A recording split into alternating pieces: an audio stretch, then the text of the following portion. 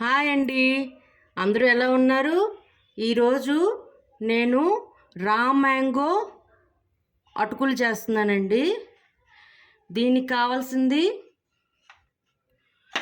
అటుకులు నానబెట్టుకొని 1/2 kg తీసుకున్నానండి.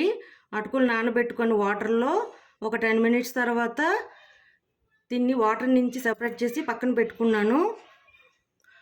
కొబ్బరి తురుము 1/2 చెక్క, ఒక మామిడికాయ మీడియం సైజ్ మామిడికాయ తురుము, ఇంగువ 1/2 టేబుల్ స్పూన్, కరివేపాకు 1 రెమ్మ, ఉప్పు తగినంత, పల్లీలు వేయించి పెట్టుకున్నానండి, పల్లీలు చిన్న కప్పు, ఆవాలు 1/2 టేబుల్ స్పూన్, జీలకర్ర 1/2 టేబుల్ స్పూన్,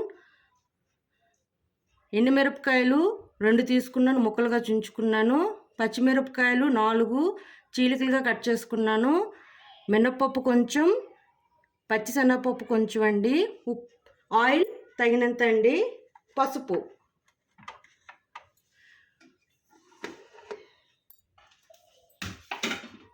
ముందుగా పొయ్యి మీద కడాయి పెట్టుకొని దీనిలో ఆయిల్ వేసుకుంటానండి.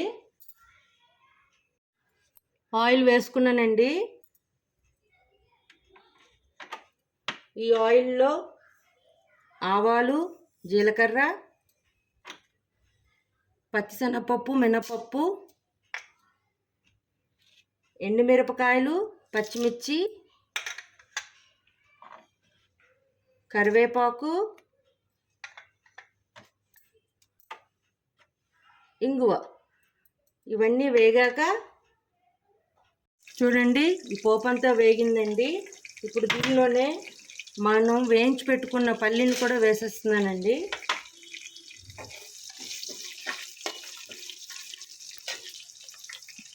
ఒక చిన్న టేబుల్ స్పూన్ పసుపు కూడా వేసేస్తాను.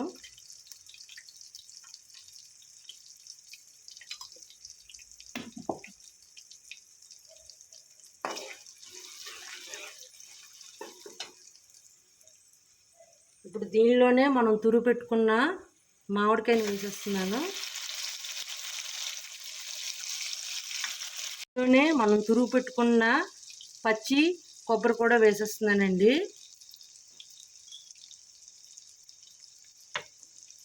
ఉప్పు కూడా వేసేస్తున్నాను. ఇవన్నీ కలుపుకొని ఒక 5 నిమిషాలు ఇలా ఉంచుకుందామండి మీడియం ఫ్లేమ్లో.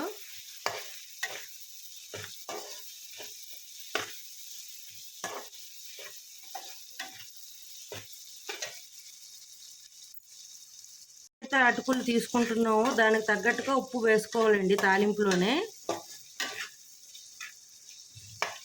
ఇది ఒక 5 minutes ఇలా వేపుకున్నానండి. ఇప్పుడు దీనిలోనే మనం ముందుగా నానబెట్టి పక్కకు తీసి పెట్టుకున్న అటుకుల్ని వేసేస్తాను.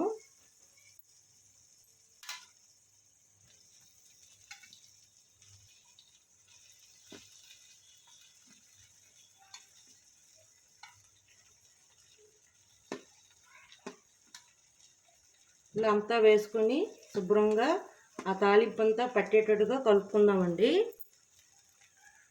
ఇలా శుభ్రంగా తాలింపు మొత్తాన్ని కలుపుకున్నానండి. ఇది ఒక 10 minutes ఇలా స్లో ఫ్లేమ్లోనే ఉంచుకుందామండి. ఇది బాగా ఫ్రై అయిందండి.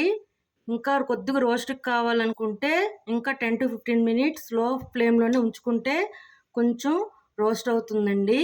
ఇప్పుడు దీన్ని సర్వింగ్ బౌల్లోకి తీసుకుందాం. చూడండి, రా మ్యాంగో అటుకుళ్ళు రెడీ అండి.